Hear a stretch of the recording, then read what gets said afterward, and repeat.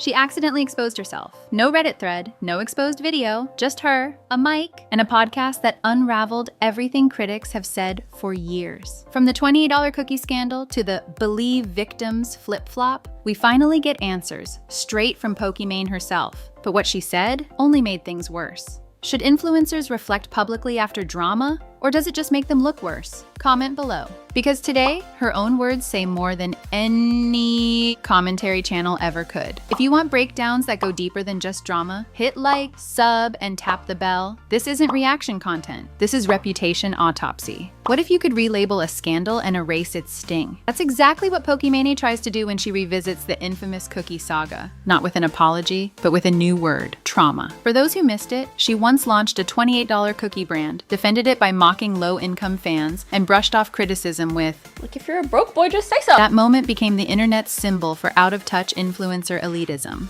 And now? Yeah, to be honest, it was a little traumatizing, and I don't want to say that in the way of like, I didn't do anything wrong, I'm perfect, I'm a victim. Not at all like that. Except that's exactly what it sounds like. She doesn't mention the price, the mocking, or the meme it became. She reframes the public response as a micro-trauma, but never unpacks the reason it happened. When you call backlash trauma, but skip the part where you caused it, you're not reflecting. You're rewriting. Pain without ownership is just PR. Some influencers disappear after backlash. Pokimane upgrades. She doesn't say, I was wrong about the cookie collab or any scandal since. Instead, she positions it all as a learning moment so she can be more selective moving forward. I feel like now that it's been 2 years, I've moved from like, oh my God, keep me away from those kinds of things, to now I'm back in a place where I'm a little bit more confident. She calls it growth. Critics call it the cycle. Say something bold, get dragged, disappear, return softer, more curated, and ready to monetize the comeback. Selective isn't an admission, it's a strategy. It means fewer risks, more polish, and avoiding the kind of messiness that actually reveals character. Real growth is messy, rebranding isn't. Being careful isn't the same as being honest. Here's where the self-awareness turns surreal. Pokimane jokes that therapy hasn't made her stronger, it's made her want to feel less. She's been criticized so often, she admits she literally asked her therapist to make her a narcissist. I've actually asked my therapist, can you try to make me more narcissistic? He's like, I don't think we shouldn't do that, sweetie. She says it with a laugh that lands like a gut punch. Not because it's funny, but because it's exactly what people have accused her of, being detached, overly curated, and emotionally numb to real criticism. You can't build a brand on being relatable, then openly wish you could stop caring what people think, especially when that same audience built your platform. You can't fake being down to earth when you've left orbit. Pokimane says almost nothing gets to her now. Specifically, 98% of the hate doesn't even register. But what about the other 2%? That's where things get interesting. I've been online long enough that 98% of it doesn't. But also, every time I read something that maybe hits a little, I try to really think about why. That 2%, it's not the trolls. It's the truth. The moments that stick with her aren't from random haters. They're from viewers who see through the layers, who say the quiet part out loud. The ones who remember the cookie scandal, the Amber Heard jokes, or the flip-flops between relatable queen and luxury brand ambassador. She's not immune. She's just trained to block out what doesn't hit, while quietly spiraling over what does. You're not bulletproof if one sentence ruins your day. Here's where she breaks character, just for a second. Pokimane admits that the rare, deeply accurate comment is the one that cuts the most. The kind that not only sees what she did, but why. Knew enough of like the process to know like, oh, you probably did this because this happened, huh? It's like, damn, you got me. It's not just commentary, it's confirmation. She knows her actions are performative, maybe not always maliciously, but intentionally. When someone connects the dots, tweet, backlash, disappearance, apology, she notices. And quietly, she concedes. This isn't hate, it's pattern recognition. And her own words validate what people have been saying for years. The content isn't always real, it's rehearsed. Or worse, algorithmic. If the audience can predict your every move, it's not growth, it's a script. You'd think someone with Pokimane's resume wouldn't sweat a collab, but she admits she still gets nervous, and not in a butterflies before a big launch kind of way. More like walking a PR tightrope without a net. Someone said, you still get nervous before big collabs. Yeah. She doesn't even finish the sentence. But we already know why. The last collab got clipped into memes, sparked outrage, and turned into a symbol of influencer disconnect. Every new appearance is now a risk. not just for her brand, but for her persona. When your audience is waiting for you to mess up, nerves aren't about performance, they're about survival. That's not content creation, it's walking through a minefield in HD. There's a strange shift happening in Pokimane's confessions. She doesn't deny her scandals, she just reframes them as something that happened to her. The cookie backlash? A trauma. Public criticism? A micro-trauma. It's less about what she did and more about how it felt. But mainly just any time you are in the public eye and you have a big scandal of sorts, that is like a micro trauma. But here's the disconnect. Trauma is real, but so is cause and effect. She's not talking about being falsely accused. She's talking about being held accountable. And by labeling that experience as pain without fully acknowledging her part in it, it starts to feel like she's co-opting victimhood without carrying the weight of what caused it. Empathy matters, but it has to go both ways. You can't be the villain and the victim in the same story. On the podcast, she laments how streaming has become more male-dominated, as if women aren't winning anymore. But she forgets to mention the ones who are dominating, just not in her lane. No mention of Iron Mouse, who broke subscriber records. No nod to Gower Gura, who built a global empire. Not a single acknowledgement of Shy Lily, Fillion, or dozens of other VTubers with millions of fans. The irony? These creators don't show their faces. And yet, they've built deeper, more loyal fan bases than most traditional influencers, including Pokimane herself. You can't complain that women aren't succeeding while ignoring the women who already did. Erasure isn't subtle, it's just quiet enough to go unchallenged. In another moment that left fans baffled, Pokimane casually drops, "We hate the rich." She says it with sincerity, she says it with conviction, she says it while sitting, wearing a $2,000 outfit.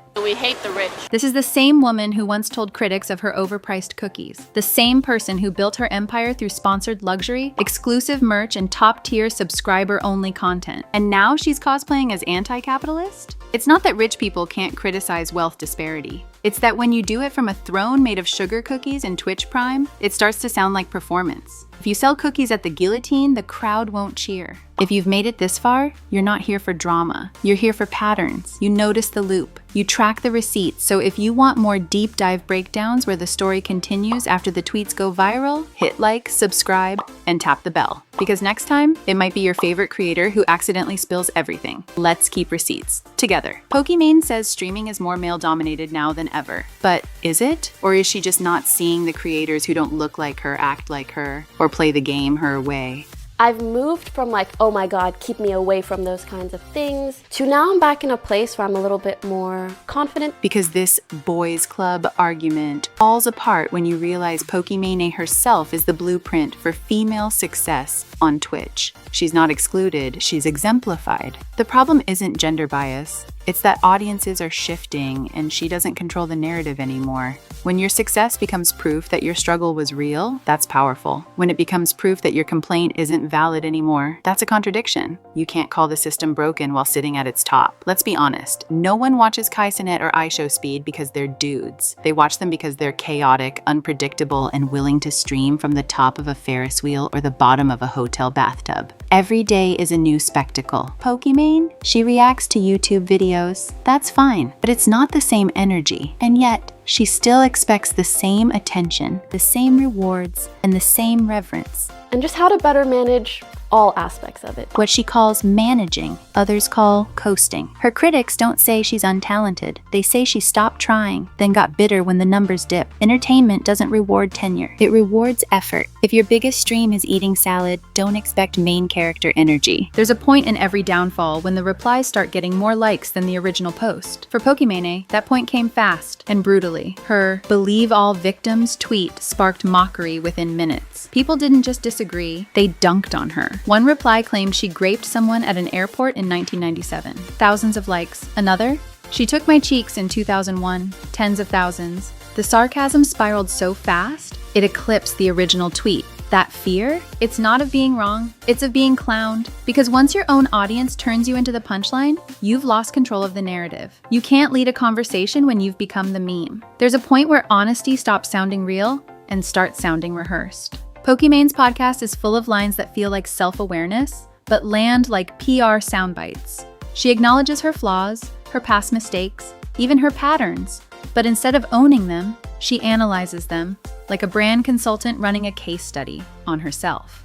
you know what? I shouldn't just say no to any collab like that, but I should really learn from the past and know when would be a right time to do it. She's not wrong, but she's not raw either. The words are clean, packaged, market tested. It's not redemption, it's repositioning. When even your flaws sound optimized, you're not relatable. You're scripted. At the core of Pokimane's brand was always one promise. I'm just like you, chill, quirky, a little awkward. But somewhere between brand deals and backlash, that promise got filtered into oblivion. Even when she's being real, there's a distance, a polish, a knowing smile like she's already predicted the next reaction clip. When everything feels managed, nothing feels honest. Relatable can't be manufactured, and once it breaks, it doesn't come back. One of the strangest pivots in Pokimane's timeline was when she threw shade at XQC's $100 million kick deal. She didn't accuse him directly, but she implied the numbers were inflated, or at least undeserved. It was subtle, but unmistakable. No context, no receipts, just a raised eyebrow and a veiled, "I doubt it." Then XQC clapped back loudly. It came off like jealousy dressed up as moral concern.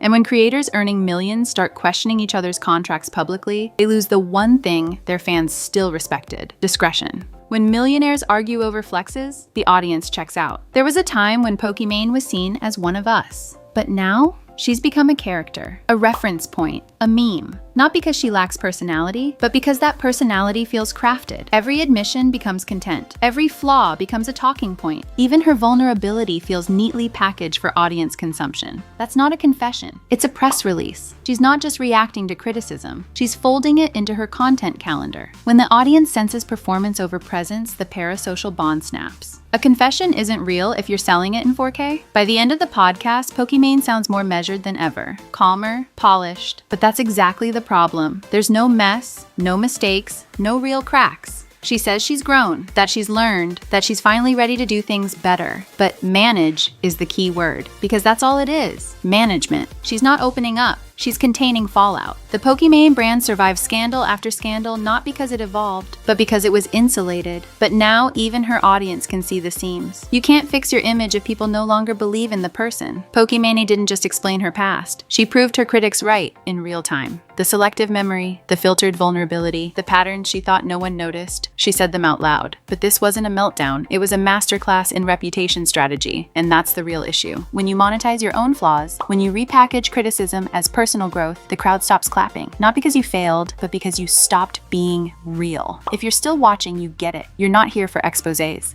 You're here for what happens when the mask slips. If you found this helpful or just enjoyed the vibe, don't forget to like the video, subscribe, and turn on notifications so you never miss an update. This video is for commentary and entertainment purposes only, not professional advice. Consult a qualified expert as needed.